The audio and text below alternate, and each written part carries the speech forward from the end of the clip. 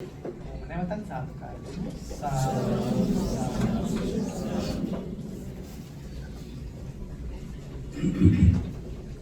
දෙමු. समन्त चक्रवालेषु अत्रा गच्छन्तु देवता सत्तमं मुनिराजस्य सुनन्तो सकमकरं धम्मश्रवण कालो अयं बदन्ता धम्मश्रवण कालो अयं बदन्ता धम्मश्रवण कालो अयं बदन्ता नमो तस् भगवतो अरहतो सम्मा सम्बुद्धस्स नमो तस् भगवतो अरहतो सम्मा सम्बुद्धस्स नमो तस् भगवतो अरहतो सम्मा सम्बुद्धस्स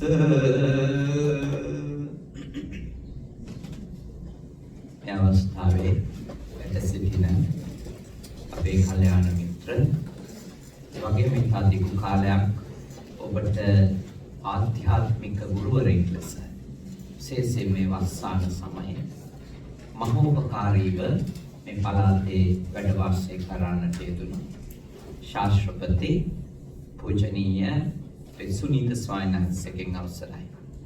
කාරුණික සදහවත් පින්වතුනි, අපි කෙටි කාලයකට මේ වස් පවාරණයෙන් පස්සේ කැනඩාවට වැඩම කළේ. විශේෂයෙන්ම දවස් 14ක් වගේ කෙටි කාලයක් නිසා අපට ප්‍රධාන පළාත් දෙකක දේශනා සඳහා ඇරයුම් ලැබුණා. මේ හැලිෆැක්ස් සහ මිසසාගා බ්‍රාන්ච්. ඉතින් අපේ සිරිනන්ද ස්වාමීන් වහන්සේ හැලිෆැක්ස් පළාතේ දේශනා මාලාවක් සංවිධානය කරද්දී සුනිල් ස්වාමීන් වහන්සේ මේ පළාතේ වැඩ සිටින නිසා මේ පළාතට අපි කවදාවත් වැඩම කරලා නැති නිසා ඒ වගේම ඊටාම අලුත් ශ්‍රී ලාංකික කමියුනිටි එකක් නේද මේ පළාතේ වර්ධනය වෙමින් සිටින නිසා අපි ඉල්ලීමක් කරා අපේ සුනිල් ස්වාමීන් වහන්සේ සිරන් ස්වාමීන් වහන්සේ මේ ස්ථානෙට වැඩම කරලා ඔයන්ටන්ට ප්‍රයෝජනවත් වෙන දේශනාවක් සිදු කරලා දෙන්නට කියලා. ඊටාම කාර්යබහුල කාලයක් වුණත් මේ ටිකක් උගුරත් සනීපමදී ඒ වුණත් මම ඔබත් එක්ක දැන් 2:30යි 3:30 වගේ වෙනකම් පැයක් විතර මේ දේශනාව කරන්න බලාපොරොත්තු වෙනවා. මොකද අපි දෙනමම එළි වෙනකන් තිබෙන මේ සර්වරාත්‍රික පිරිත් ධර්ම දේශනාවට ආපහු හැලිෆැක්ස් වලට වඩින්නට ඕනි. ඒ නිසා පැයක දේශනාවක් ඔයයන්ට අපි අහන්න සලස්වනවා. ඉතින් අපේ ස්වාමීන් වහන්සේට ආරාධනා කරගෙන ඔයත්ෝ උන්වහන්සේට අප උපස්ථාන කරගෙන මේ වස්තු මාසේ විවිධ පින්කම් කරපු බව අපිට දැන කියා ගන්නට ලැබුණා නේ. අපේ පූජනීය සිරන් ස්වාමීන් වහන්සේගේ දේශනාවක් පැවැත්වුණා. පූජනීය පියරත්න ස්වාමීන් වහන්සේගේ දේශනාවක් පැවැත්වුණා. අවසාන වස් පින්කම විදියට ධර්මානුශාසනාව විදියට කටින චීවර පූජාවට පෙර ආතුව අපිට මේ පළාතට වඩින්න කියලා නිකන් හිටියේ නෑ. උන්වහන්සේ ඊයේ හැලිෆැක්ස් ගිහිල්ලා මහවත් වැඩම කරවාගෙන දුර බැහැර ගෙවාගෙන අද උන්වහන්සේගේ දායකත්වයේ නිවසකට වැඩම කරවලා දවල් දානි පූජා කරලා දැන් මේ ස්ථානෙටත් වැඩම කරවාගෙන ආවා. ගිලම්පසාදිය මග දිගට අරගෙන පූජා කරමින් ඒ අප උපස්ථාන සියල්ල කරමු. උන්වහන්සේ මතක් කළා වගේම අපේ අවුරුදු 13 14 ඉඳලා ආශ්‍රය කරපු ස්වාමීන් වහන්සේ බොහොම දක්ෂ රචකයෙක්. අපි මුලින්ම හමු වෙන්නේ අන්තර් පාරිවේණික තරඟවලදී දිස්ත්‍රික් තරඟවලදී උන්වහන්සේ රචනාංශෙන් ඉදිරිපත් කරනවා. මම කතිකාංශෙන් ඉදිරිපත් කරනවා. කතික තරඟවල. උන්වහන්සේ රචනාව. ඉතින් අපි එහිදි තමයි දැනුම උවමාරු කරගත්තේ. මොකද උන්වහන්සේ ලියාගෙන ආපුවා මම ඉල්ලගෙන තියෙනවා. රචනාවලට ලියාගෙන ආපු ලස්සන තොරතුරු. ඒ කියන්නේ මේ අවුරුදු 25කට විතර කලින් ඈ. දැන් අපි දෙන්නම මහලා 35කට වැඩි. ඉතින් ඒ නිසා අපි බොහෝ දීර්ඝ කාලයක් දන්න ස්වාමීන් වහන්සේ. අපි සතුටු වෙනවා උන්වහන්සේ වස් සමාදන් වුණු මේ ලස්සන පළාතට අපිට වැඩම කරන්න ලැබිච්ච එක ගැන. පින්වතුන්ලා එක මම කතා කරන්න කල්පනා කරා මේ අපේ කමියුනිටි එකක් විදිහට අපි දියුණු වෙන්න ඉපේ. ඒවා ඉන්නකොට නේද දැන් මේ රටකින් රටකට ඇවිල්ලා තියෙන්නේ.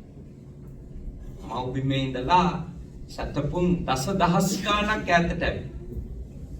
තමන් ආදරය කරපු සියලු දෙනා මේ වෙනකොට හැතැක්ම දසදහස් ගාණක් ඈතයි. තමන් පුංචි කාලේ හැදුණු පරිසරය දැක්ක ගහකොළ නේද? ඒ විඳ දේවල් සියල්ල ඔබට නිකන් ඡායා මාත්‍ර විදියට නේද? මතක විදියට විතරක් තියෙනවා. ඒ ඔයත් කවුරුක්වත් මව් රටෙන් ඈත් වෙලා ඉන්නවා කියන එක සිද්ධ වෙන්නේ යම් ආකාරයකට විරහවකුත් එක්කනේ. යම් වෙන්වීමේ දුකකුත් ඔබ හැමදෙනාටම මව් රටෙන් ඈත් වුණාට පස්සේදී තිබෙන බව මා විශ්වාස කරනවා. මේ මව් රටෙන් ඈත් වෙච්ච අපි විතරක් නෙමෙයි. ඉන්දියානු ජනගහනය සැලකිය යුතු ප්‍රතිශතයක් මව් රටෙන් ඈත් වෙනවා. අනිත් රටවල් වලත් එහෙමයි. ඉතින් මේ හැමෝම තමන්ගේ රටෙන් ඈත් වුණාට තමන්ගේ අක්මුල් එහෙමම සිඳ බිඳ ගන්නෙ නැහැ. මොකද හේතුව ඔයත් මේ රටවල් වලට ආපු මුඛ්‍ය අරමුණු වෙන්නේ හොඳ ආර්ථික ජීවිතයක් අත්පත් කරගන්න එක. හොඳ ඉන්කම් එකක් තියෙන නේද? හොඳ ආදායමක් තිබෙන. ඊළඟට දරුවන්ට ඉතාම හොඳ ලෞකික අධ්‍යාපනයක් ලැබෙන. තවත් විදිහකට කිව්වොත් යම් ආකාරයකට නීතිගරුක බවක් ඇතුලේ ජීවත් වෙන්න ලැබෙන රටකට අපි සංක්‍රමණය වෙනවා කියන චේතනාව තමයි තිබුණේ. ගොඩාක් අය කියපු කාරණාව තමයි මේ අපි අපේ ළමයි ගැන හිතලා තමයි ලංකාවෙන් ආවේ කියන්නේ. ඒක එහෙමද කියලා ඉතින් තමන් ඉතින් අහන්න. ඔය අපි ළමයි කිව්වට එහෙම ළමයිම නෙමෙයි. දැන් සල්ලි හම්බ කරන මිනිස්සු කියන්නේ සල්ලි හම්බ කරගෙන යනකොට උවත් දැන් කෝටිය ප්‍රකෝටිය ඔක්කොම ඉක්මවා යද්දි තව ඇයි දඟලන්නේ දැන් 70යි නේද? නෑ ඉතින් ළමයින්ටනේ. අතවසෙම කිව්වොත් ඒක පොඩි සූදුවක්. يعني ඒවා හිත රවට්ට ගන්න එපා. මම කියන්නේ ලෝකේ රවට්ටුවට ඒක දෙවෙනි කාරණයක් නේ. හිත රවට්ට ගන්න එපා. මේ කරන ඔක්කොම ළමයි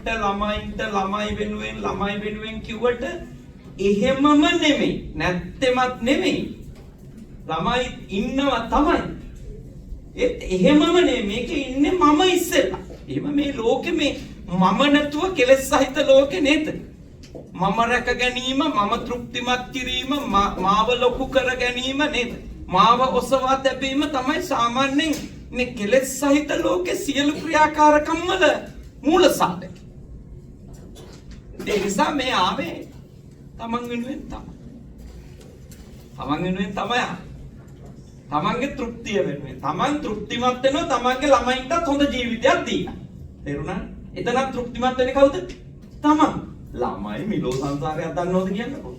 ලංකාව හොඳද? කැනඩාව හොඳද? තමයි දන්නවනේ. මේ දන්නේ. ඒගොල්ලෝ මෙහෙට ඇවිල්ලා එක්ක ඉපදුනා මෙහෙදී ඔයත්තන්ටනේ. එහෙම නැත්නම් ඒගොල්ලෝ පහතෝරන්නත් කලින් ඔයත්තෝ මේ වත්තම් කරගෙන මෙහෙට ආවා. ඒ නිසා මේක මේ ළමයින්ගේම choice එකක් නෙමෙයි. මේක ඔයත්තන්ගේ එකක්. දැන් ඔයත්තෝ මේ වගේ තෝරා ගැනීමක් කරලා තියෙන නිසා ඒක හොඳද නරකද ඉව වැඩක් නැහැ. දැන් තෝරගෙන ඉවරයි. මෙන්න මේ තෝරා ගැනීම වඩා ලෞකිකව සහ ආධ්‍යාත්මිකව ඵලදායී කරගන්න ඕන. දැන් මම ඔයත් කාටවත් මේ දේශනාවේදී මඟ පෙන්වන්නේ අයියෝ ආදරණීය මව්බිමට දැම්ම යන්න කියලා. දැම්මනේ මේ යන්න ඕනේ මෙහෙම ඉන්න. දැනෙන්නේ තමන්ගේ රටට සලකන්න. තමන්ගේ රටට උදව් කරන්න. තමන්ගේ දුප්පත් නෑයිට උදව් කරන්න. නිකන් ඔය සමහරු ඉන්නවා මං බනවලට එනවා ඉතින් අවුරුද්දෙන් අවුරුද්දට. හම්බුණු පළවෙනි අවුරුද්දේ ඉඳලා මේ වෙනකම්ම කියනවා ඉක්මනින්ම යන්න ඉන්නේ ආමුතුරුනේ. මේ කපේට යන්නේ හොඳේ. මේ ආත්මේ නෙමෙයි. මේ කපේට යන්නේ ලංකාවට. Facebook වල ඉතින් ලංකාවේ තමයි ඉන්නේ. බෝරු කතා නේද? ඒ නිසා මම ඔබට යෝජනා කරන ඔබ මෙතන ඉන්නේ. මෙතන හරියට ඉන්න ඉගෙන ගන්න. මෙතන ඉඳන් ආපු දේ හරියට කරගමු. ආවේ ලෞකික අරමුණකට. හැබැයි අපි ඉපදුනේ ලෞකික අරමුණකට විතරක් නෙමෙයි අපි ඉපදෙනකොටම බෞද්ධ පවුලක ඉපදුනේ. අපේ අම්මා බෞද්ධ, අපේ තාත්තා බෞද්ධ. අපිට පෙනුණු පරිසරය බෞද්ධය බෞද්ධ නේ. වටිනා දහමක් අපිට චූටි කාලේ ඉඳලා ඇහුණා. ඒ කියන්නේ අපි මෙහෙට ආවේ ලෞකික අරමුණකට උනාට අපේ ආධ්‍යාත්මික පැත්ත මේ රටේදී විනාශ නොවි පවත්වගෙන යන්න ඕන. ඒ ආධ්‍යාත්මික පැත්ත ගැන උනන්දුවක් අපි ඇති කරගනිමින් තමයි මේ ලෞකික ගමන යන්න හිතන්න ඕන. ඒක දර්ශනයක් විදිහටම තියාගන්න. මොකද ලෞකික පැත්ත විතරක් දිනුනොත් ඒක චක්කුනේ. එක හැක් විතරක් පේන කෙනෙක් කියන්නේ බුදුහාමුදුරු දේශනා කරන චක්කුසුත් එක හැක් විතරයි. ආර්ථිකමය වශයෙන් ගේ දොර යාන වාහන ඉඩ කඩන්නේ මේ පේන්නේ නැතුව හිටියට මේ වාඩි වෙලා හිටියට සමහරුන්ට ඇති ඇපාර්ට්මන්ට් 3-4 නැත්නම් බය වෙන්න එපා. නොදුරු අනාගතේ තව අවුරුදු 5කින් මං එනකොට කියයි දැන් නම් 10ක් යද්දන් තියෙනවා කොම පොඩියට තියලා තියෙන්නේ. එහෙම තමයි. මතක තියාගන්න ඒවයි උරුමකාරයෝ වෙන්නේ අද සාත්තරයක් කිව්වා කියලා මං මතක තියාගන්න සාත්තරයක් ඉතින් මේ මහත්තුරු නෙමෙයි මං ගත්තොත් ගන්න මේ නෝනලා. පුදුම වේගකින් තමයි එතුමියලා වලියම කරා. පිරමිඩ්ට හැරෙන්නවත්. ඔය ඇත්තට ලොකු වේගයක් තියෙනවා මේ ආක්‍රමණශීලීව මේ රට තුළ අපි සක්සස් වෙන්න ඕනේ කියලා. ඒක තමයි යථාර්ථය. ඉතින් ලෞකිකව යන්න උඩට බුදුදහම අහන්නේ නැහැනේ කොතනක මොකටද ඔච්චර සල්ලි කියලා. අහන්නේ. බුදුදහම කවදාකවත් අහන්නේ මොකටද ඔච්චර සල්ලි කියලා. බුදුදහම ඔබට වග වෙන්න කියලා. මොකටද? ඒ හම්බ කරන දේ තුල දැහැමි බව පවත්වා ගන්න. නිත්‍යානුකූල බව පවත්වා ගන්න. යහපත් බව පවත්වා ගන්න. ඒක අර ප්‍රකට ගාථාවක තියෙන උත්තාන විරියාදී ගත බාහ බල පරිචිතා සේදා වක්කිත්තා ධම්මිකා ධම්ම ලද්දානේ. උත්තාන වීර්යයෙන් බාහු බලය යොදවලා දහඩිය වගුරුවලා දැහැමිව තමයි ඔබ උපයන්න ඕනේ. ඒක තමයි තථාගත ධර්මයේ පෙන්වලා දීලා තියෙන්නේ. ගාන නෙමෙයි. විදිය. නේද? ගාන නෙමෙයි වැදගත්. විදිය මොකක්ද? වහම්බ කරන්නා වූ විදිය මොකක්ද? ඒක නවක වෙන්නේ. විදිය යහපත් නම්, විදිය නිවැරදි නම්, ඒ උපාය උපක්‍රම දැහැමි නම්, බොහොම උසස් ප්‍රබුද්ධ නම් ඒකෙන් ඔබට අවඩක් වෙන්නේ නැහැ. ප්‍රකෝටි ගානක අයිතිකාරයෙක් වුණත් ඔබට ඒකෙන් වරදක් වෙන්නේ නැහැ පින්වතුනි. ඒක තේරුම් ගන්න. ඒ නිසා ඔබ ලෞකික ගමන යන්න. හැබැයි ආධ්‍යාත්මික ගමන හැම වෙලාවකම පිරිහව ගන්නෙ නැතුව ඉන්න. පිරිහව ගන්න එපා. ධනය, බලය, කීර්තිය, ප්‍රශංසා, පිරිස් මේවා ලැබෙද්දි අපි තව තවත් ගුණවත් වෙන්න ඕනනේ. අපි ගාව යහපත් බව කියන එක බලවත් වෙන්න ඕන. උසස් ප්‍රබුද්ධ ගති අප තුළ දියුණු කර ගන්න ඕන. එහෙම නැතුව දැන් අපි ලංකාවෙන් ඇවිල්ලා අපට ඕන දෙයක් කරන්න පුළුවන් ඕන විදියකට ඉන්න පුළුවන් වගේ චෛතසික ඔබ තුළ ඇති කර ගන්නට එපාය කියලා මා ඔබට මෙත්සිතින් යුක්තව දේශනා කරනවා. ඔබට මෙත්සිතින් යුක්තව සිහිපත් කර සිටිනවා. ඔබ අර මව්බිමෙන් ආවට පස්සේ දැන් අපි දිහා බලන්ට කෙනෙක් නැතය. අපි ගැන හොයන්ට කෙනෙක් නැතය. අපට ඕන විදියකට ඉන්න පුළුවනිය වගේ අර වල්බూరు නිදහසක් ඔළුවට දාගන්න යන්න එපා. ඒ වගේ නිදහසට කියන්නේ වල්බూరు නිදහස කියලා. මම දන්නේ ඇයි කියලා එමු කියන්නේ. බూరుව කැලෑ බూరుව වුණාම මේ ලෝකේ මොකක්වත් නැති හින්දා වෙන්නේ නැති නේද? ඒ හින්දා එතෙන්ට වැටෙන්න එපා. තමන් බලන්න ඕන තමන්ගේ මෞපිය පරම්පරාවල කොයි ආකාරයටද පිනපව විශ්වාස කරන්නේ. ඉතින් ඔබ ලෝකේ කොයි රටක හිටියත් පිනපව පිළිබඳව විශ්වාසය ඔබට දැඩිව තියෙන්න බෑ. අදුට්ඨේන මනසා භාසතිවා කරෝතිවා තතෝනං දුක්ඛ මං වේති ඡායාවනපායි. ද්වේෂය, ක්‍රෝධය, වෛරය, උග්‍ර තණ්හාව, අවිජ්ජාව, ව්‍යාපාදය මේවා මුල් වෙලා යමක් කරෝතින් කිව්වොතින් නේ. ඒ කියන්නේ දූෂිත මනසින් යමක් කරෝතින් කිව්වොතින් එහි විපාකය තමන් පසුපස එනවා. කොහොමද? චක්කංව වහතෝ පදං කරත්තරෝදෙම. දැන් කරත්තරෝදේ පොඩි කාලේ දැකලා තියෙනවනේ. කරත්තරෝදේ. කරත්තරෝදේ තියෙන්නේ කරත්ත ගමන් කරන්නේ නැහනේ හයිවේ වල. කාපට් පාරවල් වල නෙමෙයි කරත්ත යන්නේ. කරත්ත යන්නේ මඩ තියෙන, බොරළු තියෙන, වලගොඩලි තියෙන බොහෝම දුෂ්කර මාර්ගවල. ඒ කරත්තවල බඩු පටෝල කරත්තකාරයත් කරත්තේ අර එක කොනක වාඩි වෙලා මහ බරක් එක්ක තමයි යන්නේ. දැන් බලන්න කරත්ත රෝදේක රවුමක් කැරකෙන්න හරක අඩි 2-3ක් ඉස්සරහට යන්න ඕන. ඉතින් මේක දෙපැත්ත ගහ වැනි සමහර වෙලාවටනේ කිරි ගගා එක එක ශබ්ද නිකුත් කරමින් අමාරුවෙන් තමයි කරත්ත රෝදේ කැරකෙන්නේ. පවේ විපාකත් කරත්ත රෝදයක තියෙන තවත් ලක්ෂණයක් තමයි ගෙවෙන්න පුදුම කල් ගත වෙනවා. සමහර විට එක කරත්තකාරයෙක් තමන්ගේ මුළු ජීවිත කාලෙම රෝද දෙකක්. ආයි කාර් එකේ ටයර් වගේ නෙමෙයි. කාර් එකේ ටයර් නම් ගෙවෙනවනේ ඉක්මනට. යන්න. කරත්ත රෝදේ හරි හිමින් ගෙවෙන්නේ. ඒ වගේමයි මොකද්ද? අපේ පව් අකුසලුත් නේ. ඒවයි විපාක. දූෂිත සිතින් අපිරිසිදු සිතින් කරන කර්මවල විපාක පින්වතුනි ගෙවෙන්නේ හරි හිමින්. හරිම හිමින් ගෙවෙන්නේ. ඒකනේ කර්ම ගෙවලා දමලා නිවන් දකින්න හිතන්න එපා කියන්නේ. දැන් සමහරු හිතනවා මේ නිවන් දකින්නේ කර්ම ඉවර වෙච්ච දවසටයි කියලා. කර්ම විපාක ඔක්කොම ගෙවලා ඉවර වුණාම නිවන් දකින්න පුළුවන් කියලා හිතනවා. ඇත්ත වශයෙන්ම කියනවා නම් කර්ම විපාක ගෙවිච්ච දවසකට ඉවර වෙච්ච දවසට නිවන් දකින්න හිටියොත් ආත්ම ලක්ෂ ගණනක් ගියත් නිවන් දකින්න හම්බෙන්නේ නැහැ. කර්ම විපාක ඉදිරිපත් වෙද්දිම ඒ සියල්ලමත් විදර්ශනා ප්‍රඥාවෙන් දකිමින් මේ මොහොත ප්‍රයෝජනයට අරගෙන අපගේ ඒ විමුක්තිය සාදා ගන්න විදිය තමයි බුදුදහමේ කියලා දෙන්නේ. නැතුව ඔක්කොම කර්ම ගෙවල ඉවර වෙලා නිවන් දකින්නේ කියලා භාග්‍යවතුන් වහන්සේ දේශනා කළේ නැහැ.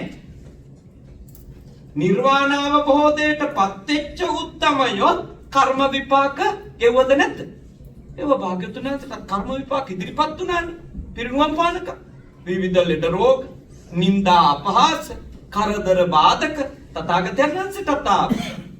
හින්දා මේ කර්ම ගෙවලා ඉවර වෙලා නිවන් දකින්න කතාවක් නැහැ.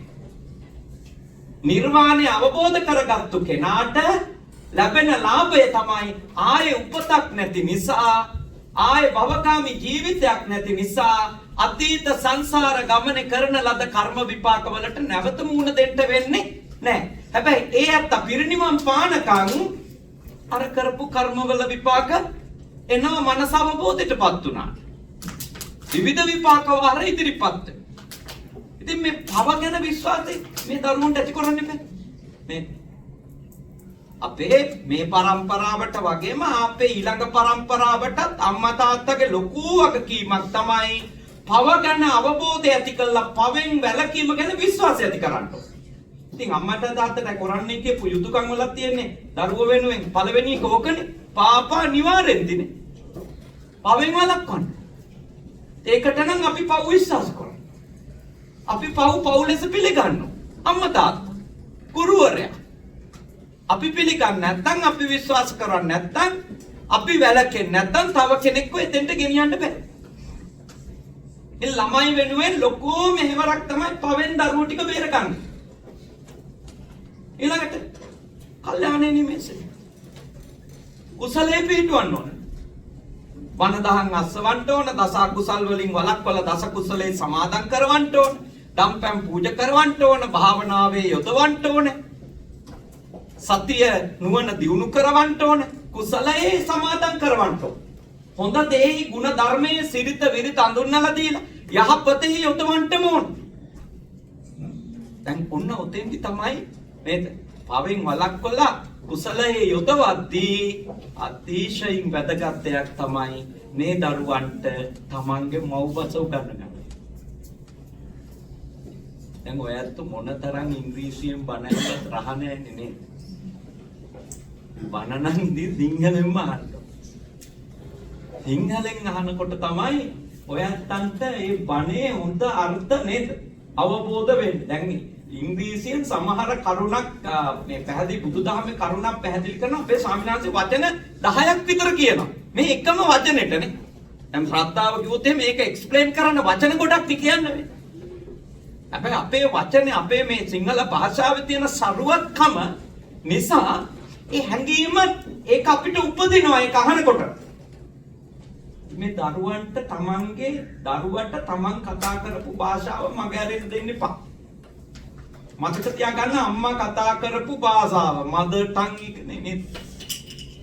ඒක කතා කරගන්න බැරි නම් ඒ ගැන ඒ අම්මලා ලැජ්ජා වෙන්න ඕන. සමා වෙන්න කියනවා. ලැජ්ජා වෙන්න. මොකද ආඩම්බර වෙනවා. අනේ අපේ ළමයාට සිංහල බෑ ස්වාමීන් වහන්සේ කියලා හිකි ගාලා hina වෙනවා. මං අහන මොකද hina වෙන්නේ? මොකටද ඒකට සතුටු වෙන්නේ? දුක් වෙන්නේ. කොහොම හරි වීර්ය කරලා ළමයාට මව්බස උගන්න. මොකද මේ දරුවන්ට මව්බස ඉගෙන ගන්න බැරි දුර්වල ළමයි නෙමෙයි. මේ මොකද සුද්ධෝගේ පුතාලා නේද? සුද්ධියෝගේ දරුවෝ මේ ඉන්නේ. මේ ඉන්නේ නැත්තන්ගේ ඥානනේ. මේ අවුරුදු 10 ගානක් නේද? මුළු ඥානවලටම ජීර්ණය වෙච්ච භාෂාවක් කතා කරගෙන ආපු අපේ ළමයින්ට සිංහල ටික උගන්න බෑ කියනවා නම් ඒක ඇවිල්ලා අර මාන්නෙටයි හීනමානෙටයි ඔක්කොටම කියන කතාවක්. හොඳයි. එහෙම වෙන්න එපා. තමන්ගේ මව්බස තමන්ගේ දරුවන්ට කියලා දෙන්න. ඉංග්‍රීසි ඔය ඇත්ත උගන්වන්න ඕනේ නැහැ. මේ පොඩි ළමයි කොහොමත් ඉංග්‍රීසි ටික ඉගෙන ගන්න. ඔය ඇත්ත අමුතුවෙන් උගන්වන්න ඕනේ. ඒගොල්ලෝ ඉස්කෝලේ යන්නේ ඉංග්‍රීසි ඉස්කෝලේ. විශ්වවිද්‍යාලේ ඉංග්‍රීසිනේ. ඒ නිසා ඉංග්‍රීසි ඉගෙන ගන්න. ළමයින්ට මව්බස උගන්වන්න මුල් අවුරුදු 5 10 ඔය භාෂාවල් දෙක තුනක් වුණත් ඉගෙන ගන්න ශක්තිය දෙනවා. භාෂාවල් ඉගෙන ගැනීමලට ඒ වැත්තට මේ වයසකුත් නෑ 20ට කලින් ඉගෙන ගන්නව නම් වඩා හොඳයි. දැන් මට 45යි දැන් මම තාම ඉස්කෝලේ යනවා ජපන් භාෂාව. අදාරින්නේ ඉගෙන ගන්න. ඒක තියෙනවා ස්ටෙප් 5ක්. N5, N4, N3, N2, N1. දැන් මම N3 පාස්. තව දෙකයි. දැන් N2 වලට ඉගෙන ගන්න. Advanced Japanese. මේක ඉගෙන ගන්න. මහන්සි වෙන්න. බෑනේ. බෑ කියන්නේ කම්මැලිකමට කියන වචනයක්. ඕන නැතිකම.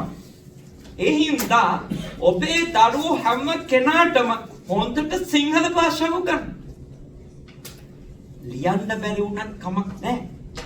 යමක් කියව ගන්නයි අහන දෙයට සිංහලෙන් උත්තර දෙන්නයි.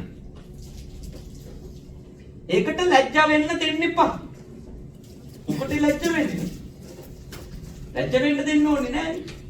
ඒක අභිමානයක් විදියට ළමයින්ගේ ඔළුවට ඇතුල් කරන්න. ඔය බලන්නකෝ ඔය ඉන්දියන් ළමයි. මම මේ ඉන්දියාවේ දේශපාලනයට හෝ ඒ තියෙන වැඩවලට මම කැමති පුද්ගලෙක් නෙමෙයි. නමුත් ඉන්දියාවෙන් අපිට පේනවා ඒගොල්ලෝ තමන්ගේ මව්බස සහ තමන්ගේ ජාතික සංස්කෘතිය ලෝකෙ කොහේ ගියත් ඒගොල්ලෝ ඒව නැති කරගන්නේ නැහැ. ඒව රැක ගන්න ඒගොල්ලෝ වැඩ පිළිවෙලවල් හදාගෙන යනවා. ඉන්දියාවන යෝධ රටක් නේ. අපේ රට චූටි රටක්. අපේ භාෂාව අවුරුදු 3000කට වඩා පරණ ඓතිහාසික වටින භාෂාවක්. දැන් අපේ රටේ ජනගහණයෙන් 5න් එකක් විතර එළියේ ඉන්නේ. විශාල ජනගහනයක් අපේ එළියේ ඉන්නේ. දැන් අපේ මිනිස්සු මේ භාෂාව පෝෂණය කරලා ගෙනිච්ච නැතොත් ඉස්සරහට අපේ භාෂාව මැරිලා යනවා. ඉතින් මේ භාෂාව තුල එන්නේ දහම. ඒ භාෂාව තුල එනවා අපේ හරපද්ධතිය. ඒ භාෂාව තුල අපේ දැනුම්පත් සම්භාරයක් එනවා. කොටත් ඒවල් භාෂාව එක්ක තියෙනවා. එහෙනම් මේ පුංචි දුල පුතාලට මේ අම්මලා තාත්තලා ඔය මාස 3ට 6ට ඇවිල්ලා ඉන්න ආච්චි අම්මලා කියලා නේද? හොඳට මේ ළමයින්ට කාව්‍යයි නේද? පොඩි ළමා ගීත වචන දෙබස් නේද? මේවා පුරුදු කරවන්න ඕන. ඒවත් අවශ්‍යයි. මොකද නැත්නම් අර පව මොකද්ද පින මොකද්ද කියලා තෝරලා දෙන්න බැරි වෙනවා. ඒක හරියට ඔළුවට දාගන්න බැරි වෙනවා. චතුරාර්ය සත්‍ය ධර්මයේ වැනි ගැඹුරු ධර්ම කොටස දවසක මේ දරුවා අවබෝධ කරගන්න ඕන. ඒකට අපි පදනම හදලා තියන්න එපා. ඒ පදනම එන්නේ අපේ මව් භාෂා. මොකද අපේ මව් භාෂා පෝෂණය වෙලා තියෙන්නේ බුදු භාෂා වෙච්ච පාලි භාෂාව නේද? ඊළඟට ධර්මයේ විශාල දාර්ශනික කොටස සාකච්ඡා කරනු සංස්කෘත භාෂාව. මේ ආදී භාෂාවන්ගෙන් අපේ භාෂාව පෝෂණය වෙලා හරි පොහොසත් අපේ භාෂාව. පුදුම ලස්සන අර්ථ තියෙන අපේ වචනවල. අපේ හඳුරුගේ කවියක් දෙකක් මම එන ගමන් බැලුවා වාහනේදී. උන්වහන්සේ Facebook එකේ සටහන් කරන ඒවා. ඒ වචනවල තියෙන බරනේ. ඒවයි තියෙන පණිවුඩේ. චූටි වචන හතරක උනත් තියෙන මැසේජ් එක. සුනිසානන්සේගේ කවිවල නේද? හරි අර්ථ සම්පන්නයි. හරි භාවපූර්ණ දේවල්. ඒ නිසා මේ භාෂාව දරුවන්ට දෙන්න කියලා මම ඉල්ලා සිටිනවා. මේක කියන්නේ මං වෙනුවෙන්වත් මේ ජාතිවාදී කතා එහෙම මංගල්‍යයක් නෙවෙයි. එහෙම හිතන්න එපා. මේකේ ලොකු අර්ථයක් ඇතුව කියන්නේ මේ. නේද? මොකද මේ දරුවන් අපේ රටේ ආගන්තුකයෝ වෙන්න හොඳ නෑ අපේ මව් රටේ. අපේ දරුවෝ අපේ රටේ කොටස්කරුවෝ වෙන්න ඕන. අනාගත උරුමකාරයෝ වෙන්න ඕන. ඒක භාෂාවත් එක්ක ගැට ගැහෙනවා. මව් කතා කරපු, පියා කතා කරපු, අත්තමස්සියා කතා කරපු ඒ භාෂාව අපේ දරුවන්ට දෙන්න. ඒක ලොකු යුතුයකම. ඒකෙන් තමයි සාර ධර්මේ මේ අසාර ධර්ම කියලා දෙන්න පුළුවන්. ඒකෙන් තමයි ගුණය දුර්ගුණය තෝරලා දෙන්න පුළුවන්. හරියට. ඒ සම්මල උනන්දු. මෙහෙමයි වෙන්නේ. දැන් ඔයත් මේ ජීවිතේ හරියටක් විතර ගිහිල්ලානේ බොහෝ දෙනෙක් මේ රටවල් වලට එන්නේ. ආවට පස්සේ තියෙන ලොකුම ප්‍රශ්නේ තමයි ඔය ඇත්තන්ට ඉංග්‍රීසි අල්ලගන්න තියෙන අමාරුව. ඉතින් ඔය ඇත්තෝ ළමයි හරහා ඉංග්‍රීසි ඉගෙන ගන්න යනවා. ඔන්න ඔතෙන්දි තමයි පැටලෙන්නේ. ඔය ඇත්තන්ට ඉංග්‍රීසි ඉගෙන ගන්න ඕන නම් ඔය කොමියුනිටි සෙන්ටර් වල ක්ලාස් තියෙනවනේ. යන්න. ළමයාගෙන් ඉංග්‍රීසි ඉගෙන ගන්න යන්න එපා. ඊළඟට ළමයාට එන ලොකුකම. අම්මා මෝඩයව. අතක තියාගන්න ඔය ඔක්කොම අතහැරලා අරන් ආවට මෙහි දවසක ඔබ ඒගොල්ලෝ හරහා ඉගෙන ගන්න ගියාම ඔබ නිකන් මෝඩයෝ වගේ පේනවා මේගොල්ලෝ. එම දවසක් එනවා. ඒක හදාගන්න එපා. ළමයින්ට ළමයි විදිහට ඉගෙන ගන්න දෙන්න ඔයත් ඔයත්න්ගේ අධ්‍යාපනය කරගන්න. මේක ටිකක් මහන්සි වෙන්න නේද? බැහැ නෙමෙයි මහන්සි වෙන්න. හතර වටේ පේන ඉංග්‍රීසි බෝඩ් නන්නේ ඇහෙන්නේ ඉංග්‍රීසි වචන නම් ඕක අල්ල ගන්නවයි කියන එක මහා අමාරු වැඩක් වෙන්නේ යම් රටකින්. මට ජපානයේ මීට අවුරුදු 4කට කලින් එනකොට අයන්නවත් දන්නේ. අද තුන් සරණින් ඉතින් ලියා ගන්න පුළුවන්. බැංකුවට, ස්පිරිතාලෙට, තැපැල් කන්තෝරුවට ගිහිල්ලා වැඩ කර ගන්න පුළුවන්. ඒ වැඩ කර ගන්න පුළුවන් මට්ටමට මේ අවුරුදු 3න් 4න් ආවා. මේ භාෂාවත් එක්ක අපි ජීවත් වෙන්න ඕන. ඒක කරගන්න. ළමයි හරහා ඉගෙන ගන්න එපා. ළමයින්ට ඔබ මව්බසු ගන්න. ඒකයි ඔබ කළ යුත්තේ. ඊළඟට ආවදකට එකක් තමයි අපි කමියුනිටි එකක් විදිහට දිනු වෙද්දී අපේ සමගිය තියාගන්න. සමග එකමුතුකම් කියන්නේ. මොකද අපි මේ රටක කුඩා කණ්ඩායමක් නේ. කුඩා කණ්ඩායමක්. ඉතින් අපි ගාව සමගිය තියාගන්න. දැන් අපි ඇවිල්ලා තියෙන විවිධ පළාත් වලින් නේ. මේ ඉන්නවා මාතර අය, ගාල්ලේ අය, අනුරාධපුරේ අය, නුවර අය, කොළඹ අය මේ දැන් ලංකාවේ ඉන්න කාලේ ඔය සියලු ભેද අපි ගාව තියෙනවා. නේද? මාතර ભેදේ නේද? මොකද මාතර කට්ටිය ගැන මම දන්නවා. මාතර කට්ටියට කොහේ හරි කවුරු හරි හම්බුනොත් අහන්න ඕනේ ඉක්මනින්ම ඔය කොහේ.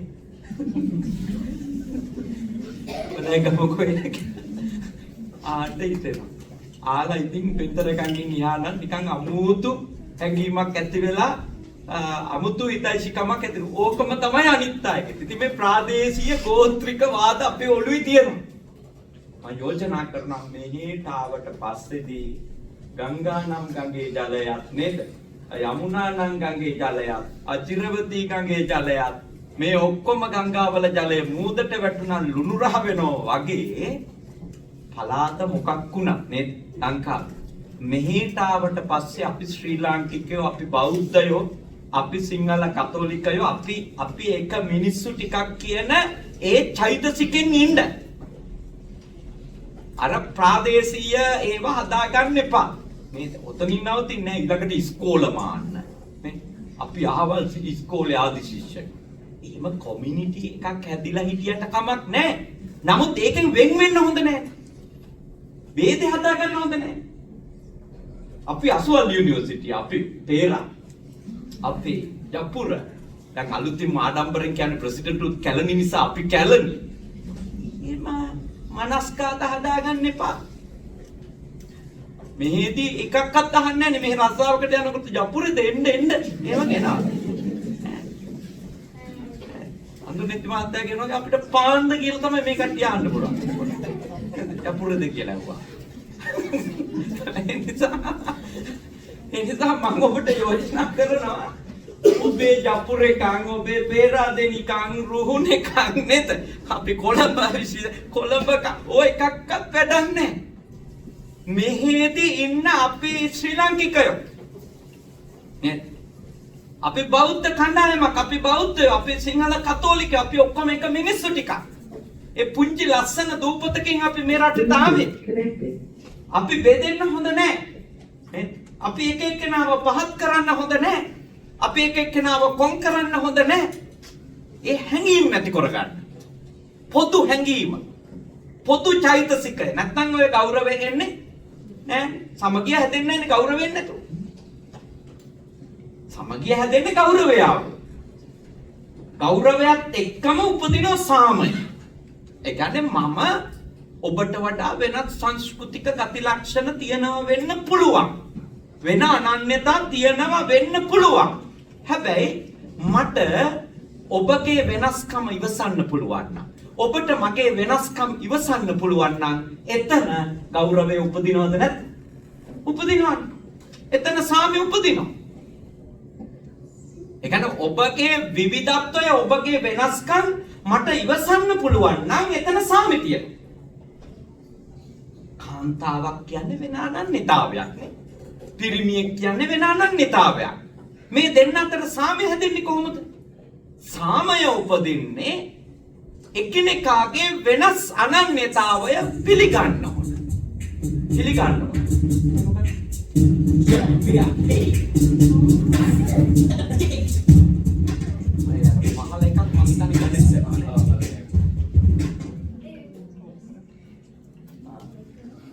මොකද පහළ මේ හෝල් කීප එක වැඩසටහන යන නිසා එකක පාටියක් තිබුණ පහළ මම හිතන්නේ ඒක සින්දුවකනේ.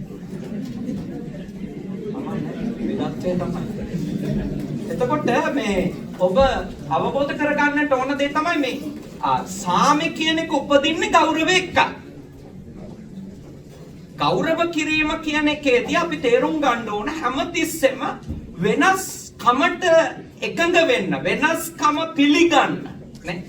අනිකාගේ වෙනස් හැකියාවන්, දක්ෂකම්, අනන්‍යතා ඉවසන්න අපිට පුළුවන් නම් එතන සාමය උපදින්න.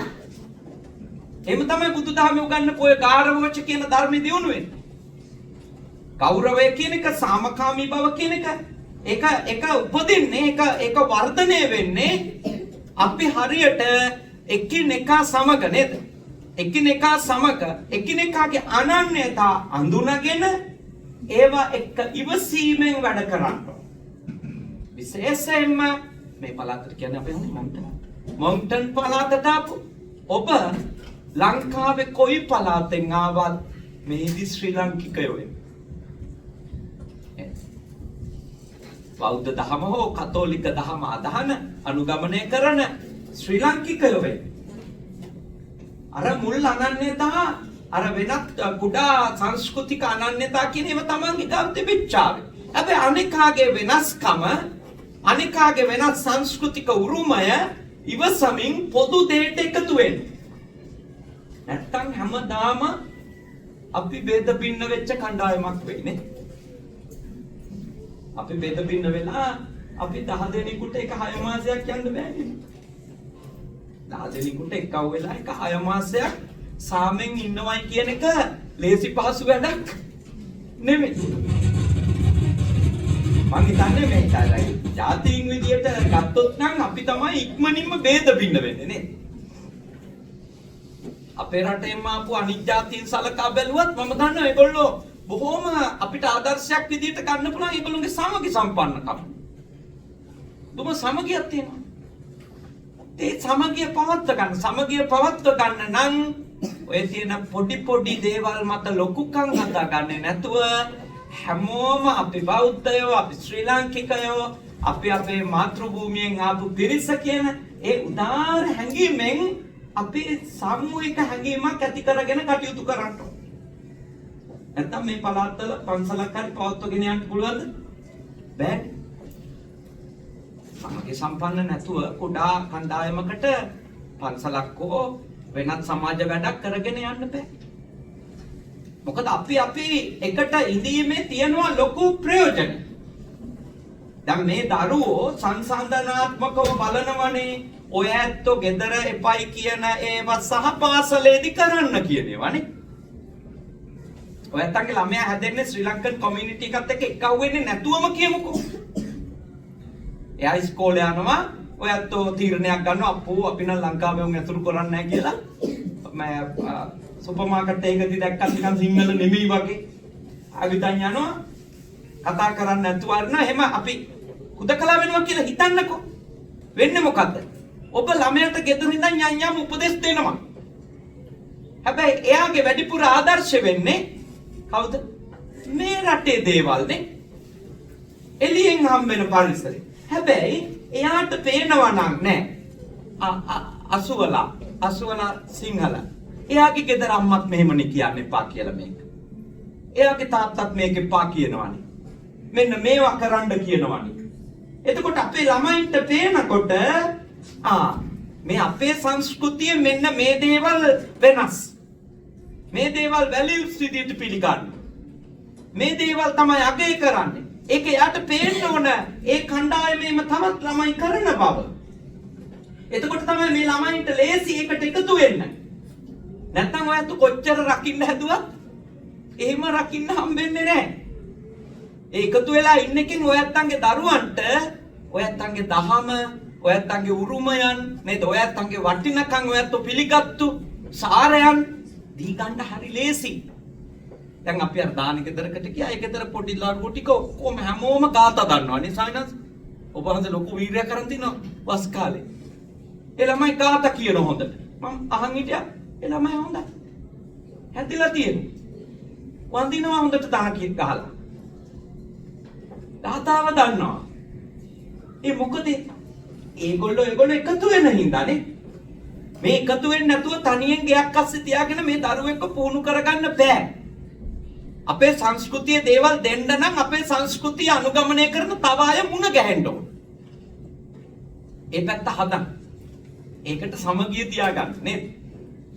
සමගිය තියාගන්න. සමගිය තියාගන්න ඕන නම් හැම වෙලාවකම තමන් බලය අතාරින්න කැමති වෙන්න. තේරුණා? සමගිය තියාගන්න ඕන නම් තමන්ගේ පැත්තෙන් තමන් බලය අතාරින්න කැමති වෙන්න. තමන් බලය හොයන්න පටන් ගන්න හැම තැනකම සමගිය ඉවරයිද නැද්ද? ඉවරකෝ මගේ නම කියුන්නේ නැහැ. නිදාරු මගේ නම කිව්වේ නැහැ. ඉතින් තමන් බලය හොයන්න පටන් ගත්ත ගමන් එතන සමගිය ඉවර වෙනවා. ඒ වෙනුවට බලය අතහරිනකොටනේ බලය අතහරිනකොට අපිට බලය ලැබෙනවා. බලය අතහරිනකොට බලය ලැබෙනවා. ඒක තමයි ඒක න්‍යාය. ඒක තමයි සබදාමේ ඒ රීතිය. ඔබ බලය අතහරින්න නේද? බය වෙන්න ඕනේ නැහැ. එතනින් ඔබ බලවත් වෙනවා. අර ඒක පස්සේ පන්නන්න ඔබට කාත් එක්කවත් ඉන්න බැරි වෙනවා. ඇයි? හැමතැනකම තනතුර හොයනවා නේද? හැමතැනකම මූලාසනය හොයනවා. හැමතැනකම මේ ප්‍රමුඛ ස්ථානය හොයනවා. අන්තිමට වෙන්නේ ඔබ නිසා තව බොහෝ දෙනෙකුට ඒ සාමූහිකය එපා වෙන්නත් ඉඩ තියනවද නැද්ද? ඉඩ තියනවා කිව්වට තරහ වෙන්න එපා. දැන් ඔය සමහර උපාසකම්මලා හින්දාම පන්සල එපා වෙච්ච උන් ඉන්නවනේ. ඇයි? උන්දලා ගිහිල්ලා පන්සල අල්ලගෙන නේද? උන්දලගෙන් අහන්න ඕන බුද්ධ පූජාව තියන්නත්, වාජනේ ගන්නත්, වතුර එකක් බොන්නත්, පැන එක නාඩගමක් නෙමෙයි. පිස්සුවක් ඇත්තටම. ඒවත් කරන්න එපා. එම කරාම වෙන්නේ මිනිස්සුන්ට හිතෙනවා අයියෝ මේ පන්සලේ ආමුදුරු නෙවෙයි නායක. මේ ආවල්පාවලු ටිකනේ නායක. ඒගොල්ලෝද මේ වැඩේ කරන්නේ. ඒගොල්ලෝන්ගේ අවසර කරන් අපි පන්සල් වෙනවනේ. එතකොට තව ඊගෝ එකක් තියෙන මිනිහෙක් වුණොත් එහෙම මේ එක එක්කෙනාගෙන් අහහා උපදෙස් වරන් පන්සල් වෙන්න කැමති වෙන්නේ නෑ. පන්සලෙන් මගහැර.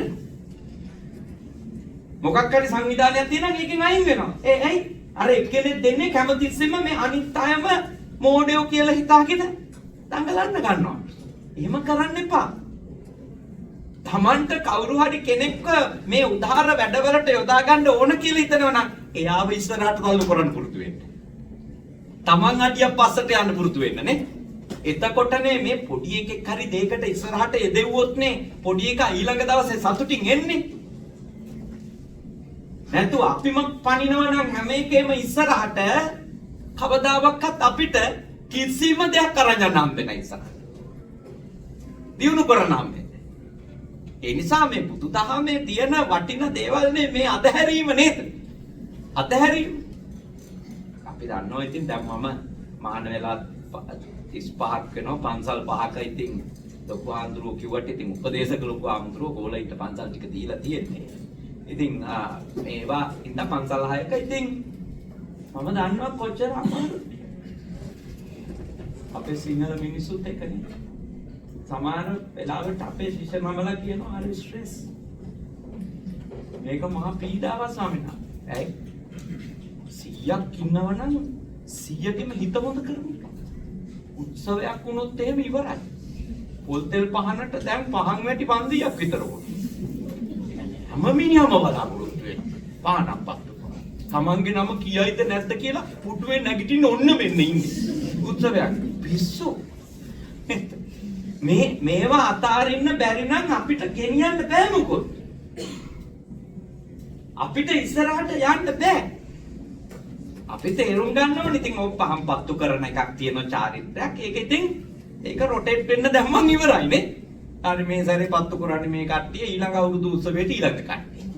මම මොකක් හරි එකක් හදාගන්න ඉතින් ඔක්කොටම පහන් ඕන නම්.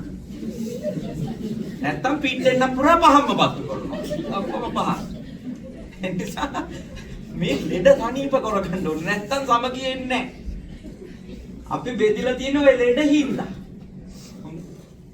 ඔය කෙලස් රෝග නේ ස්වාමීන් වහන්සේ තෙලස් රෝග නෙමෙයි. කෙලස් රෝග. නේද? තෙලස් ලෙඩ නෙමෙයි කෙලස් ලෙඩ ඕවා.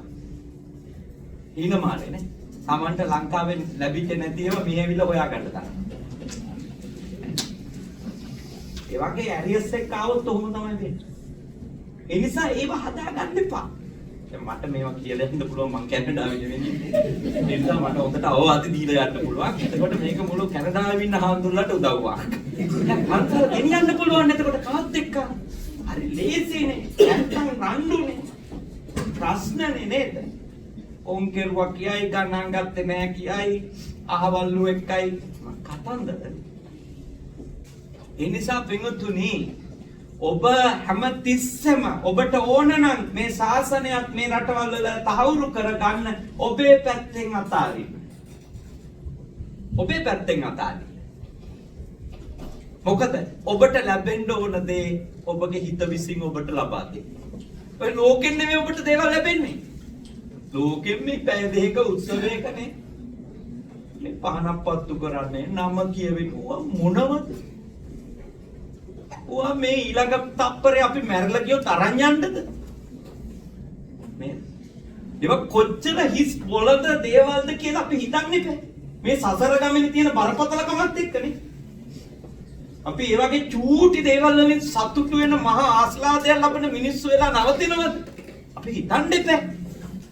ඒ නිසා මේ සමගි සම්පන්න බව එකමුතුකම පවත්වගෙන යන්න නම් අපේ පැත්තෙන් අපි අතාරින්න ඕන. තමන්ගේ පැත්ත. බය වෙන්න එපා. සියල්ල ලැබෙනවා.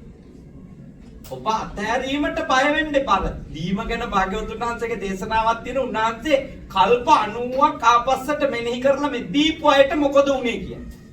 මෙනෙහි කළා කල්ප 90ක් ආපස්සට මෙනෙහි කළා බලලා භාග්‍යවතුන් වහන්සේ දේශනා කරනවා මහණෙනි දීම නිසා දුප්පත් වුණු කෙනෙක් මේ කල්ප 90ක් ආපස්සට මෙනෙහි කළත් මට නම් හම්බෙන්නේ නැහැ.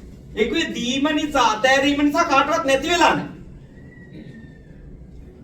එඳා ඔබ අපේ කමියුනිටි එකේ සමගියට දායක වෙන්න. ඩිවෝටි කෙනෙක් වෙන්න එකට නේද? ඒකට දායක වෙන්න. ඒක අතහැරීමෙන් ඔබ දායක වෙන්න. ඔබ හැම දෙයකටම සම්බන්ධ වෙන්න. අහලා උදව් කරන්න. හැබැයි බලාපොරොත්තු නොවි. එතන තමයි සමගිය එන්නේ. ගෙදරකුණත් එහෙමනේ. ඔය මේ රණ්ඩු නැති සමගි ගෙවල් කියලා තියෙනවා නම් තියෙන්නේ තාත්තලා ඔක්කොම බලය අතහැරපු ගෙවල්. ලංකාවේ සමගි ගෙවල් කියලා જાතියක් තියෙනවා. තාත්තලා බලය අතහැරපු ගෙවල් සමගි ගෙවල්. තාත්තලා යම් දේවල් වලට මැදිහත් වෙන්න යන ගෙවල් කියන්නේ කුලල් කන ගෙවල්. අතහැරියත් ඉතින් සතුටින් තාත්තලට ඉන්න පුළුවන්. තියෙන්නේ තව ටිකක් උඩ තියන්න තමයි. ඔයා නැත්තම් මට මුකුත් බෑ කියන තරමට සමගි පවුලක් හම්බෙනවා. අතාරින්න. බලය අතහරින්න තරමට ඔබ සුවපත්. ආය සත පහකට බය වෙන්න එපා. බලය අතහරින්න තරමට ඔබ සැනසීම. ඔබගේ දියුණුව උදා වෙන්න. මොකද අපි අතහරින්නට ආස කෙනාට ලැබෙනවා. ඒකෙන් අපිටත් වෙන එකක් ලැබෙනවා. ඒ අවුම් කරනවා. එයා සතුටේ එයා ජනෙල් වහන්නේ එයා කියනවා ඒවදන්නේ එයා කියනවා ළමයි හදන්නේ එයා කියනවා එයා නැත්තම් මේවා කෙරෙයි කියනවා ඩාරිෂෝ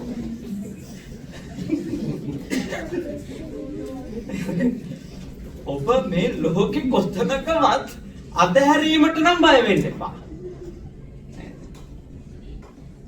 කැමැත්තෙන් පරිත්‍යාගශීලී ඔබ ගන්න ඔබට තමයි සමගිය ලැබෙන්නේ සාමය බලයින්ද තියෙන එකමුතුකම හැට ඒවා මේ පිනතුනි විහිළුවට නෙමෙයි මේ කියන්නේ මේවා තමයි ප්‍රායෝගික සත්‍ය අපේ බුදුහාමුදුරුවෝ වදාළ විදියට අපේ පැත්තෙන් අතාරිනව ඇර මේ ලෝකේ යහපත් තැනක් කරන්න වෙන ක්‍රමයක් මම නම් දන්නේ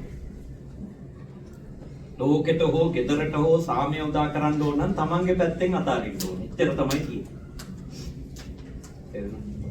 තමන්ගේ පැත්තෙන් එල්ලිලා ඉන්න තාක්කල් අල්ලගෙන ඉන්න තාක්කල් උපාදාන වෙලා ඉන්න තාක්කල් ආදානග්‍රාහීව දැඩි මතධාරීව ඉන්න තාක්කල් කිසිම සාමයක් උපදවන්න බෑ ඒකට. මම මේ කියන දේවල් තමන්ගේ ගෙදරට ඇප්ලයි කරන්න. තාල බලන්න. විසඳන ප්‍රශ්න. සම්පූර්ණ ප්‍රශ්න විසඳන. අපි අල්ලගෙන ඉන්නකන් තමයි නේද? ඒකේ තියෙන ප්‍රශ්න. අපේ පැත්තෙන් අපි අතාරින්න. සමගිය අර විවිධත්වයට ගරු කිරීම විදිහට අපේ පැත්තෙන් අපි අතාරින්න. අපේ පැත්තෙන් අපි කැපවි. අපේ පැත්තෙන් අපි පරිත්‍යාගශීලී වෙන හැම වෙලාවකම. සාමය උපදවන. එකමුතුකම සහජීවනය කියන්නේ. අනිත් එක ඔය එම්පති කියන එක හරි වැදගත් නේද? සහකම්පණය කියන්නේ මේ වගේ රටක ජීවත් වෙනකොට අපිට සහකම්පණය කියන එක තියෙන්න ඕනේ. මොකද අනික සම්බන්ධව එහෙම මේ අපිට නැත්තම් සහකම්පන ගුණයක් නේද? අපි සිංහලෙන් ඔකට කියන්නේ තෙතමනේ කියලා නේද? එහෙම තෙතමන ගතියක් අපිට නැත්තම් අනික සම්බන්ධව අපිට දැනෙන්නේ නැත්තම් නේ. අනිකගේ වේදනා, අනිකගේ අපහසුකම්, අනිකගේ දුක්ඛ දෝමනස්යන්, අනිකගේ මහන්සිය, අනික කරන කැපවීම, ඒව ගැන අපිට ඒ සහකම්පන ගුණය නැත්තම් අනිත් පාර්ශවය මානසිකව කඩා වැටෙනවද නැද්ද? කඩා වැටෙන එක තැනකදී මට මහන්සි කියලා හිතෙන. මට ඇති කියලා හිතෙන. ඊට පස්සේ අපි අසමග වෙනවා. අපේ කණ්ඩායම අසමතුලිත වෙනවා. ඒ නිසා ඒ සහකම්පන ගුණය ඔබ තුල දියුණු කරගත යුතුයි ළඟ එක. ඒක ගේ ඇතුළට නම් අතිශයින් වැදගත් ඈ. මොකද මේ රටවල් වලදී ආයේ මේ විශේෂ කෙනෙක් කියලා නැහැ. හැමෝම දුක් විඳිනවානේ. හැමෝම දුක්. හැමෝම මහන්සි. හැමෝම කැප වෙනවානේ. ඉතින් ඒ හැමෝගෙම අපහසුකම් අපි තේරුම් අරන් අපේ සියලු භාවිතාවන් ක්‍රියාවට නංවන්න ඕන. අපේ සියලු භාවිතාවන්හි අනිකාගේ වේදනාවත් අඳුනගෙන තියෙනවා. අනිකාගේ මහන්සියට අපේ ගාව වැලිව් එකක් තියෙනවා අපේ හිතේ. අගයක් තියෙනවා. දැන් කෙනෙක් සල්ලි ගෙනීම සහ අනිත් එක්කෙනා ගෙදර ආදී සියලු කටයුතු කිරීම කියන එක කරනවා නම් ඒකට අගයක් තියෙන්න ඕනනේ. සල්ලි ගෙන කෙනා වගේම අනිත් කටයුතු කරන කෙනත් එවැනිම පරිත්‍යාගයක් කරන්නේ කියලා. ඒ කැපවීම නැත්තම් එකට යන්න බෑ. අසමග වෙනවා. බෙහෙත බින්න වෙනවා අපි. අපේ එකමුතුකම නැති වෙලා යනවානේ. ඒ නිසා ඒ පැත්තේ හොඳට හිතන්න. අනිත් එක මේ අතීතේ එක ගනුදෙනු කරන වෙනුවට වර්තමානයට එන්නේ. වර්තමානයට මොකද අතීතේ එක ගනුදෙනු කරන්න ගියාම කාගෙත් අතීතය තුල තියෙන වැඩිපුර විඳවන්න දේවල්. අපි අද ඉඳලා අපස්සට දවස් 5ක් විතර මතක් කර ගියොත් වැඩිපුර තියෙන තරහ යන නේද? දුක හිතෙන, කලකිරෙන ඒ දේවල් නේ පුද්ගලයෝ සම්බන්ධව, තැන් සම්බන්ධව, පළාත් සම්බන්ධව, රට කොයි දේ සම්බන්ධව තියෙන එහෙමයි නේ. කලකිරෙන තැන් තියෙනකොට අතීතය ද්වේෂය උපදවනවා. ශෝකය උපදවනවා. අනාගතයට ඕනවට වඩා යන්න එපා නේ. සීමාවක් නැතුව අපිට අනාගතය ගැන අදහසක් තියෙන්න ඕන. හැබැයි අපි මේ අනාගතය කියලා සීමාවක් නැතුව ඒක ගැන ඉමේජින් කර දඟලන්න ඕන නැහැ. මේ මොහොතේ අදාළ වැඩ ටික කරන එක තමයි කළ යුත්තේ. නැතුව අනාගතයට ඕනවට වඩා හිතන්න පටන් ගත්තොත් ඒක ෆෝබියා මට්ටමට යනවා. දැන් ළමයෙක් ගැන හිතාගෙන ගියොත් එහෙම ඉස්සරහට ඉස්සෙල්ලා මේ ළමයි ගැන සැක හිතෙන්නේ. අපි මේ නැගුණට අපි මේ ඔක්කොම වියදම් කරාට කවදා හරි මට කොහොම කරයිද දන්නේ කියලා ඔළුවේ හැදෙනවා පොඩි පිළිකාවක් නේ. ඊට පස්සේදී ළමයා අකීකරු වෙනකොටම අර හදාගත්තු සිතුවිල්ල තහවුරු කරනවද නැද්ද? හරි මං හිතුවා හරි. ඔය වෙන්නේ නැද්ද? දැන් එකට එක කිව්වා. ඔය වෙන්නේ නැද්ද? ඔය වෙන්නේ නැද්ද? ඔන්න කියපු වෙලාවට වඩා පැය පරක්කු වෙලා යනවා. හරියට හරි. මං හිතුවා හරි. මගේ මුළු ජීවිතේම ඉවරයි දැන්. එලා ෆෝබියානේ. ඒ නිසා අනාගතේ තෝනවට වැඩිය වහල් වෙන්න එපා. බයෙන්ම ඉන්න. සැකෙන්ම ඉන්න. අතීතේ වහල් වුණාම තරහෙනුයි දුකෙනුයි නේ. අසහනෙනුයි කලකිරීමෙන්. අනාගතේ වහලෙක් වුණාම බය සහ සැක. කායකවත් වැඩ කරන්න බෑ. ඔක්කොම සැකයි. හැමදේම සැකයි. එහෙම වැඩ කරන්න බෑ. එහෙම ජීවත් වෙන්න කොහොමද? ඉන්නා. කණ්ඩායමක් විදියට ගත්තත්, ෆැමිලි එකක් විදියට ගත්තත්, සාමය සහ සමගිය පවත්වන්න බෑ අතීතේ හෝ අනාගතේ වහල් වුණානේ. බුදුදහමේ යෝජනාව පච්චුප්පන්නේන යාපෙන්ති නේද? වර්තමාන මේ මොහොත තුල ඔබ සති සම්පජඤ්ඤයෙන් වැඩ කරන්න. සිහිනුවනි යෝනිසෝ මනසිකාරයෙන් කටයුතු කරන්න. මයින්ඩ්ෆුල්නස් කියන්නේ පූර්ණ දැනුවත් අවදිමත් බවකින් ඔබ කටයුතු කරන්න. awareness කියන එක ඔබ තුල තියාගන්න. එතකොට ඔබට අතීතේ වැරදුණු තැන් වර්තමානයේදී නිවැරදි කරගන්න. පසුතැවීම, විඳවීම, තරහ ගැනීම, වෛර කිරීම වෙනවා. අනාගතේ වරදින්න පුළුවන් දේවල් මේ මොහොතේ යහපත් හේතු හදන්න පුළුවන් නේ. යහපත් ප්‍රත්‍ය සකසන්න පුළුවන්. ඒ හරි හේතු ප්‍රත්‍ය සකසුනොත් අනාගත ඵලය සැලකිය යුතු මට්ටමකට හෝ හොඳ කරගන්න පුළුවන් වෙනවද නැද්ද? පුළුවන් වෙනවා. පුළුවන් වෙනවා. ඒ නිසා මේ වර්තමානයත් එක්ක ඔබ ඊටාම බුද්ධිමත්, ඊටාම සත්‍යමත් කටයුතු කරන්නට ඕන. හැම වෙලාවකම තමන්ගේ පදනම කුමක් කරගන්නද? කරුණාව, මෛත්‍රිය, මුදිතාව, උපේක්ෂාව. මෙත්තා, කරුණා, මුදිතා, උපේක්ෂා තමන්ගේ පදනම කරගන්න.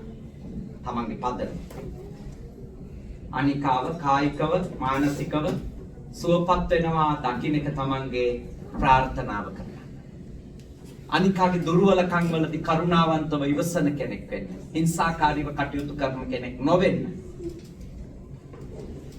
ලැබීම් වලදී අහිමි වීම වලදී මධ්‍යස්ථ වෙන්න නේ. මධ්‍යස්ථ වෙනවා. එකක්වත් පර්මනන්ට් දේවල් නෙවෙයි. ලැබීමුත් වෙනස් වෙනවා, අහිමි වීමුත් වෙනස් වෙනවා අනිත්‍යතාවයට. ඉතින් ආයි අපි මධ්‍යස්ථ නොවෙ ඉන්නේ ඇයි? ඒ දෙකේදීම මධ්‍යස්ථ වෙන්න. ඒ විතරක් නෙමෙයි.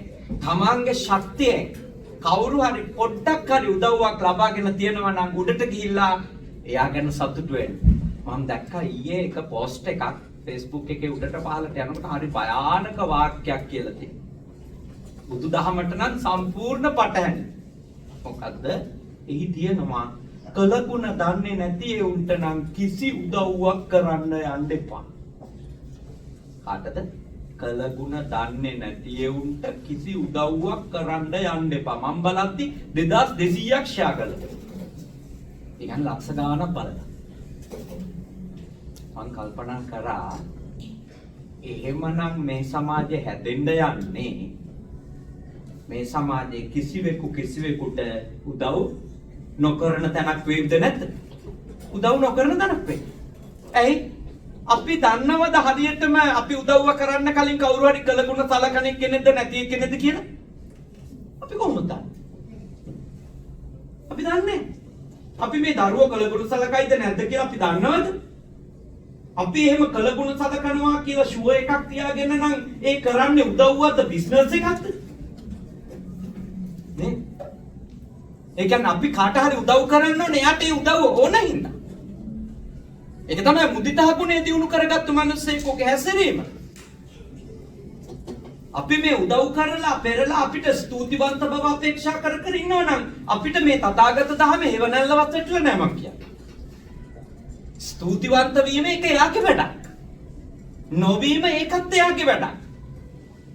උදව්ව අවශ්‍ය වෙලාවේ උදව්ව අවශ්‍ය කෙනාට ඒ උදව්ව කරන එක අපේ දෙයක්. ඒක උදාහර මනුෂ්‍ය ගතියක්. දුබලව ඉන්න කෙනෙකුට තමන්ගේ ශක්තිය දීලා එයා උඩට යවන්න තමන්ට පුළුවන් නම් තමන් ඒක කරන එක. රස්සාවක් හොයලා දෙන්න පුළුවන් කියලා පේනවා නම් රස්සාව හොයලා දෙන එක.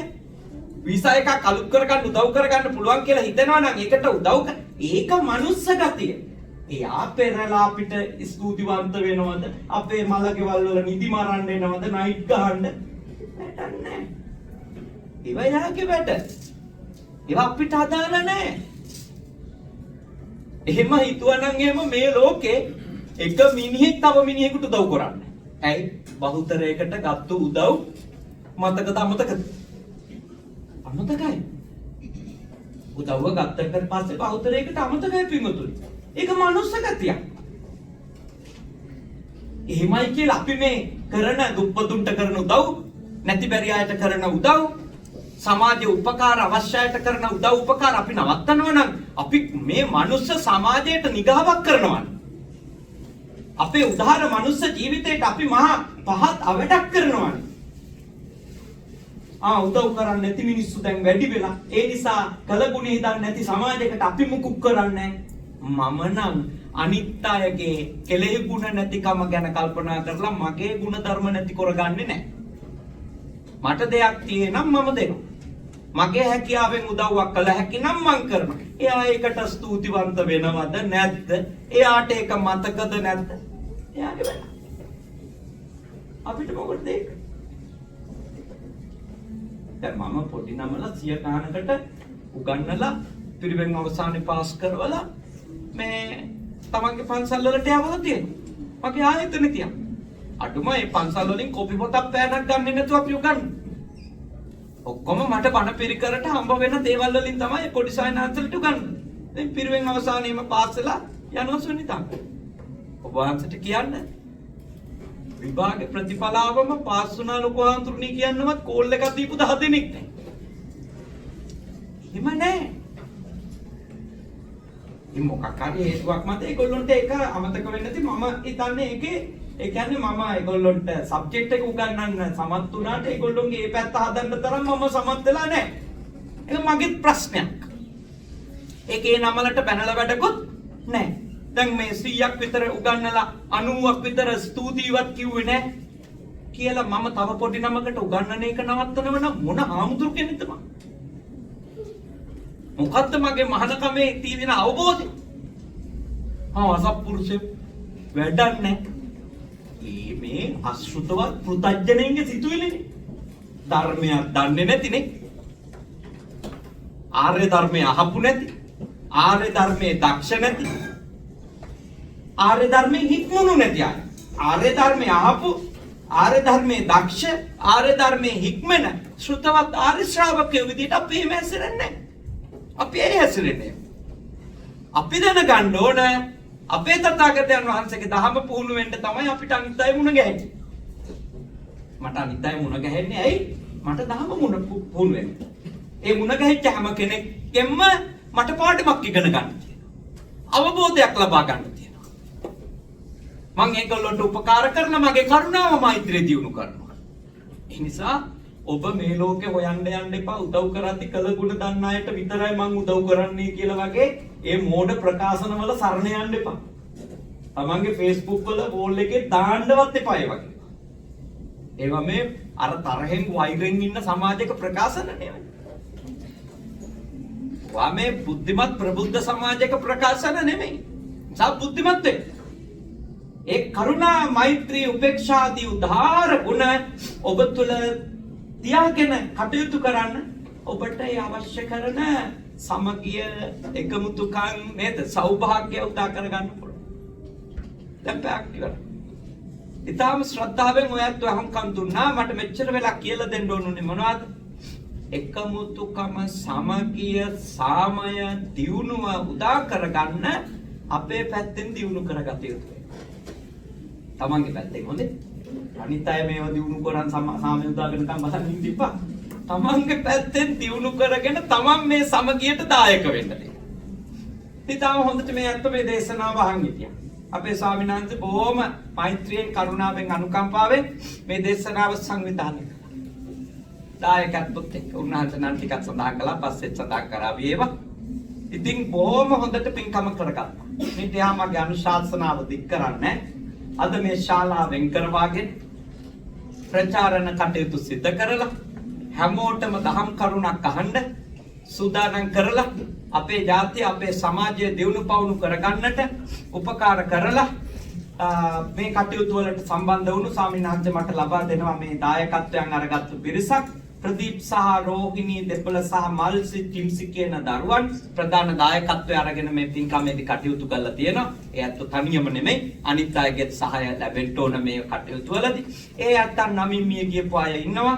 ඒ කේ සෝමසිරි පියාණන්ට ආර්.ඩී. ප්‍රේමදාස පියාණන් ඇතුළු කොට ඒ අත්තන් නමින් මිය පරලෝකයේ සියලු ඥාති හිත මිත්‍රාදීන්ටත් වනාහන්ට අප උදව් කරපු වචනකින් හරි අනුග්‍රහ කරපු සියලු දෙනා නමින් මිය ගිය සියලු නෑයන්ටත් අපේ බන්දගිරි සිරන් ස්වාමීන් වහන්සේ ඇතුළු අපේ සුනිත් ස්වාමීන් වහන්සේ ඇතුළු ස්වාමීන් වහන්සේලා නමින් අපවත් වුණු හෝ මිය ගිය ස්වාමීන් වහන්සේලා මව්දෙමව්පියෝ වෙත්නම් ඒ සියලු දෙනාටත් මේ පින්වත් වේවා.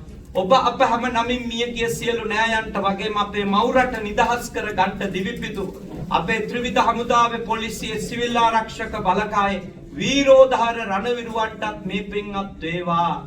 ඒ සියලු දෙනාම දුකින් නිදහස් වේවා. සතර අපා දුකකට නොඇටි මේ ගෞතම බුදු සසුනේම නිර්වාණ ධර්මය අවබෝධ කර ගනිත්වා කියලා සාදු කියන්නේ.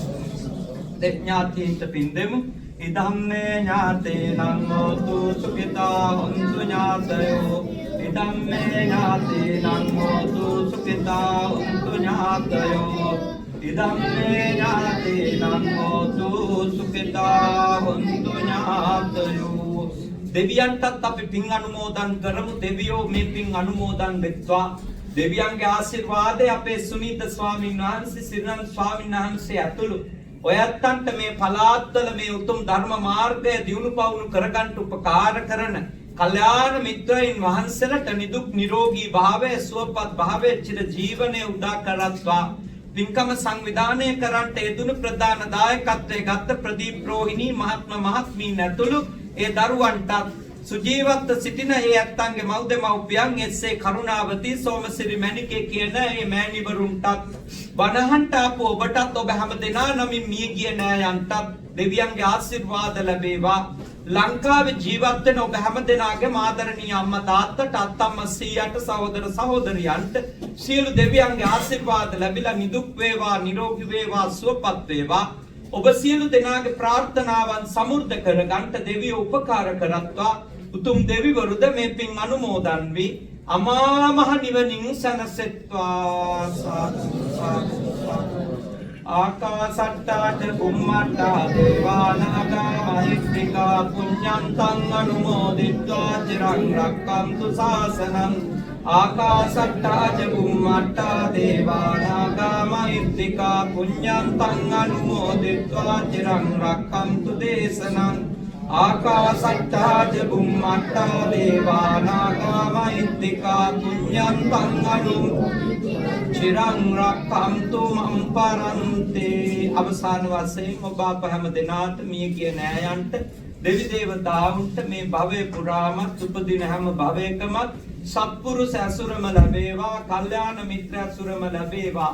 සද්ධර්මයේම ඇසේවා. ධර්මානුධර්ම ප්‍රතිපත්ති පුරාගෙන නිවන් දකින්නට මේ කරගත් පින්කම පාරමිතාවක්ම වේවා වේවා කියලා සාදු.